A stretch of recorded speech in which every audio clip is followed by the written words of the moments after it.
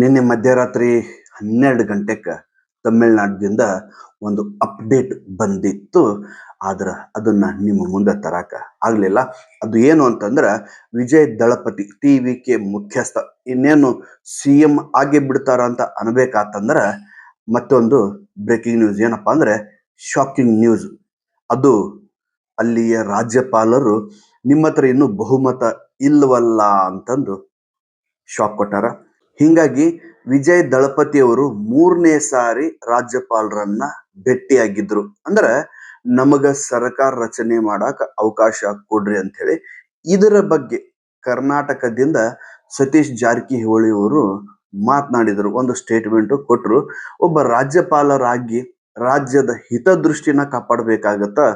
ಆ ಥರ ಅವರು ಲಿಸ್ಟ್ ತಗೊಂಡ್ ಬರ್ರಿ, ಬಹುಮತ ತೋರಿಸ್ರಿ ಅನ್ನಕ ಬರಲ್ಲ. ಮೊದಲು ಯಾವುದು ಲಾರ್ಜೆಸ್ಟ್ ಪಾರ್ಟಿ ಐತಿ ಅವ್ರಿಗೆ ಸರ್ಕಾರ ರಚನೆ ಮಾಡಾಕ ಆಹ್ವಾನ ಕೊಡಬೇಕು. ವಿಧಾನಸಭೆ ಅಧಿವೇಶನ ಒಳಗಡೆ ಆಗ್ಬೇಕಾಗಿರುವಂತ ಕ್ರಮ ಇದು.